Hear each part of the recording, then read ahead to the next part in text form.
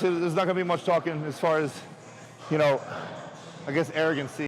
What's up guys and welcome. You are watching Fazi Fitness.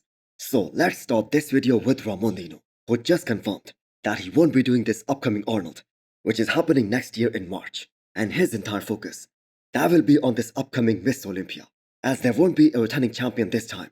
There won't be a defending champion this time. So this is the first time Ramon Din is doing something that Chris Bumstead advised him to do years back. And not just him, he advised Urs Wesley the same thing. Just put entire focus on one show and try to win that Miss Olympia title. So Bum said that if he was either in Ramon or Urs's shoes, he would have implemented this strategy years back, especially when both these guys first came on the scene and placed 4th and 5th at their Olympia debuts. And for the very first time in 2025, Classic Physique Olympia is wide open, because previously all of these guys just knew that no matter how hard they work, if Chris Bumstead is on, if he is on his A game, they won't get the title. They just cannot beat him. We saw it happen with Ramon in 2023, when Bum did that prep with a lat here, and he did not show up at his 100%, and he still won that show. We saw it happen twice with Tarasufin in 2020 and 2021. Plus, let's be totally realistic here. If we just go by Ramon's physique, from the Olympia as well as Brazil Pro from this past weekend, he has some work cut out for him, because it did not look that he just blew the competition out of the water at this year's Brazil Pro, and that wasn't a deep lineup at all. So since 2021, Ramon has been doing both the Olympia as well as the Arnold. So this might be a well-needed break, and this might be something that is going to put him back on the top at the Olympia 2025. Because Chris Bumstead also said the same thing, that he's the favorite to win the Olympia title next year. Next up, we have the current shape of Wesley. I think he is going to be stepping on the stage real soon, because he has to get his Olympia qualification for next year. So as far as I can remember, there hasn't been a single athlete in Classic who gained so much hype in just a matter of a few months that he was being compared to the likes of Chris Bumstead. I mean, Wesley was the one who was supposed to challenge Bum for the Olympia title this year. And actually, we all fell for that hype. And I'm gonna say rightfully so, because in the same year, he was able to beat Ramon Din, Urs Wesley, and Brion twice at both the Arnold Ohio as well as Arnold UK. And again, you cannot name a guy who lost his hype as quickly as Wesley did. And it doesn't really matter how big of a bodybuilding expert you are.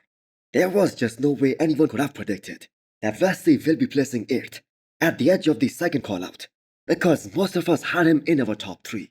So maybe the Arnold as well as the Olympia, they are in fact judged a bit differently. Or both Urs and Ramon, they were just so far off at this past Arnold that Wesley was able to get past them.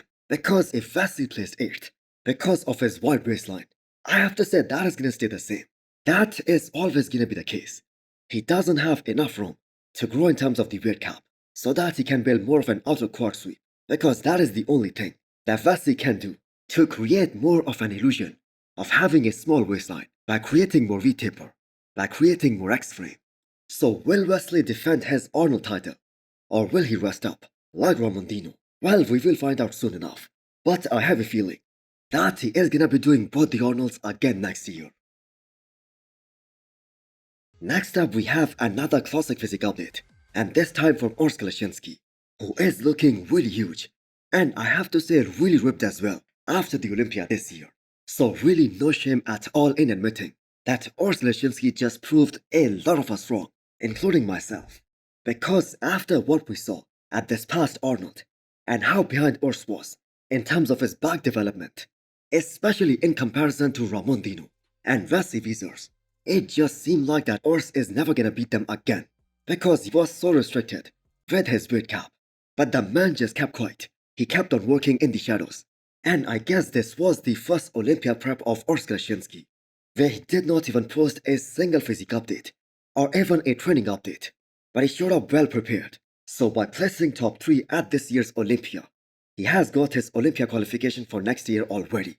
And unless there is a big prize money for this upcoming Arnold in March, Urs might be another one who is gonna sit this one out and focus on just one show, the Olympia, because he is very much in the striking distance of getting that Classic Physique Olympia title.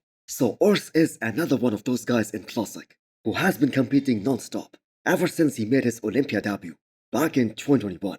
So in terms of the overall structure, he is the closest to C-Bomb. Tall, very aesthetic, and he comes in extremely shredded and really ripped to the bone most of the times. So what do you guys think? Should Urs also skip this upcoming Arnold and solely focus on just one show, the Olympia next year? Because I think if he shows up in shape, he is gonna be right up there, fighting for the title next year. Next up, we have an update from Akim Williams. So Akim really blew his chances at this year's Olympia of placing really high by doing the exact same thing that he did for the Arnold this year by showing up really soft and watery on Friday at the prejudging. And why am I saying that he blew his chances? Well, some of you guys might have missed this. He was standing right next to Samson Dauda in the initial group, in that initial call-out. And just imagine for a second, Akim Williams in that front double bicep, standing right next to Samson Dauda. With that kind of size, if only he was absolutely ripped, if only he was shredded to the bone. Now, I'm not saying he could have been in the top 5, but I 100% believe he could have been much higher than 10th. And the scorecards actually prove that, because at the finals, he was ahead of all these guys. So it is really mind-boggling how Akim fails to live up to his potential, because if he looked as good at the prejudging as he was at the finals, he could have been at least top 7 or fighting for top 7 with William Bonac. Now again, I have to say those are some of the biggest arms in the Pro League right now. And who knows, Akim Williams might be looking to do one of these shows in the post-Olympia tour, like Romania or Prague, or maybe the Big Man weekend as well. Next up, we have an update from Nick Walker. So people in the comment section, they're still going hard at him for not doing the Olympia. But I think this will soon die down, because I have to say the memory of most of the bodybuilding fans, especially on the social media, that is very short-lived. And all Nick Walker needs is just one good show. And I believe if he shows up at his all-time best, whenever he steps on stage the next time, he is gonna regain all his hype. So now that there is no Matt Jensen in Nick's corner, whom Nick Walker is gonna hire moving forward, that is a big question at the moment. Because we all saw how he had so much faith in Matt Jensen.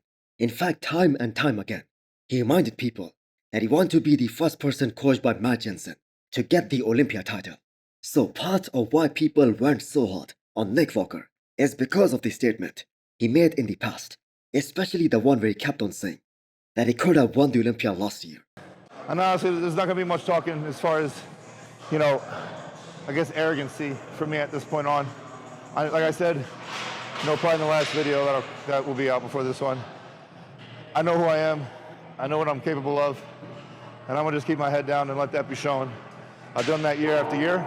And that people thought was a little disrespectful to the guy who won the Olympia and to all of the guys who were in the top 3. So as of right now, there hasn't been any big announcement made by Nick Walker regarding his future plans or who is going to be his coach. Just the fact that he knows what he is capable of. And there is no denying the fact that he is a very dangerous bodybuilder, especially when the man is in shape.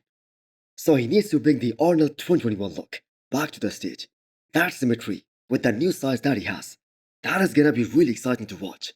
And that can be really dangerous. So if Nick Walker decides to hire Hany Rambod, that will be a very big breaking news. But I'm not sure how Hany Rambod is gonna handle 3 clients, all fighting for the same spot, or if he is willing to take up another client. So when was the last time something like this happened? I believe 1999, when Chad Nichols was coaching all the top 3 guys, Ronnie, Flex, and Chris Cormier. So hit the thumbs up button if you liked the video, and smash the subscribe button if you wanna come back for more. Thanks for watching.